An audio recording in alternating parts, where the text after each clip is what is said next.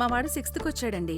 School మార్చాలి. ఎన్ని facilities ఉంటే ఏం లాభం? సబ్జెక్ట్ లో అసలు స్టాండర్డ్స్ లేనప్పుడు. మా అమ్మాయి స్కూల్లో అకాడమిక్స్ ఓకే అండి, కానీ అది తప్ప ఇంకేమీ లేదు. గ్రౌండ్ చాలా బాగుంది, కానీ వేరే యాక్టివిటీస్ చాలా వీక్. కంగారు పడకండి. రెసిడెన్స్ స్కూల్స్ తో మంచి చదువుతో పాటు all round development. Right age లో రైట్ ఫౌండేషన్ తో రెసిడెన్స్ స్కూల్స్ ఇప్పుడు హైదరాబాద్ అంతటా.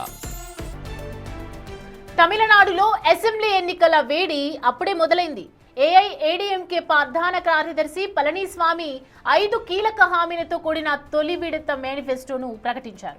మహిళలతో పాటు ఇకపై నగర బస్సుల్లో పురుషులకు కూడా ఉచిత ప్రయాణ సదుపాయం కల్పిస్తామని సంచలన ప్రకటన చేశారు.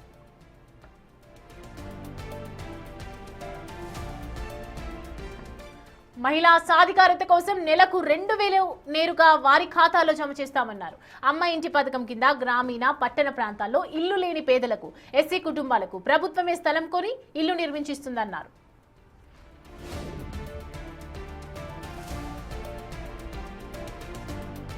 అలాగే 5 లక్షల మంది మహిళలకు స్కూటీ కొనుగోలుపై 25,000 రాయితీ అందిస్తారు.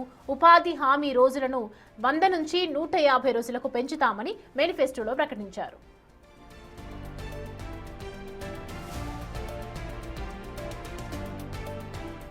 రైట్, ఇదే అంశానికి సంబంధించి పూర్తి డీటెయిల్స్ అందించడానికి మా ప్రతినిధి దామోదర్ జాయిన్ అవుతున్నారు.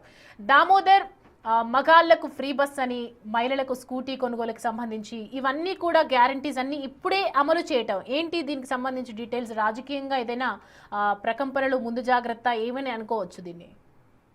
సౌమ్య, ఏఐడిఎంకే తన ఎన్నికల ప్రచారాన్ని ఇప్పటికే ప్రారంభించింది. అందులో భాగంగా మాజీ ముఖ్యమంత్రి పళనిస్వామి నియోజకవర్గాల్లో పర్యటన కొనసాగిస్తున్నాడు. గత 15 రోజుల క్రితమే ఆయన మొదటి విడత ఎన్నికల ప్రచారాన్ని ప్రారంభించాడు. ఇందులో భాగంగా ఆయన ఈ రోజు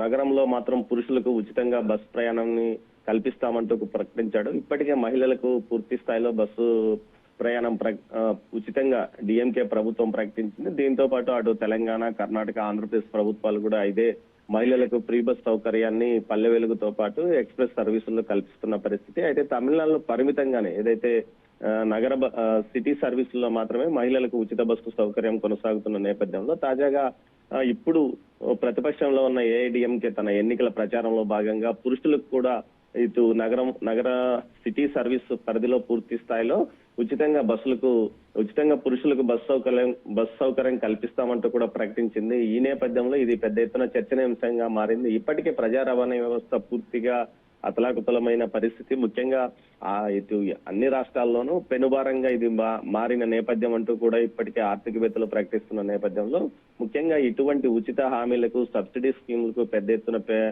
పెద్దపీట వేసే తమిళనాడులో మరిన్ని ఉచిత పథకాలను ప్రవేశపెడతామంటూ కూడా ఈ ఎన్నికల్లో ఇటు అన్నా డిఎంకే హామీలు ఇవ్వడం మొదలుపెట్టింది. ఇందులో భాగంగానే ఇటు స్కూటీలు, అదేవిధంగా ల్యాప్టాప్ల పంపిణీ, ఇప్పటికే రాష్ట్ర ప్రభుత్వం డిఎంకే ప్రభుత్వం కూడా ల్యాప్టాప్ల పంపిణీ కొనసాగిస్తుంటే ఇది మరింత విస్తృతంగా ల్యాప్టాప్ల పంపిణీ కొనసాగిస్తామని కూడా చెప్పింది.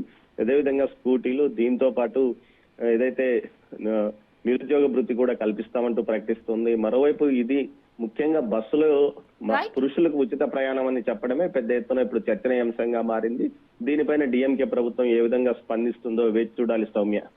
Right Damodar, thanks for the updates.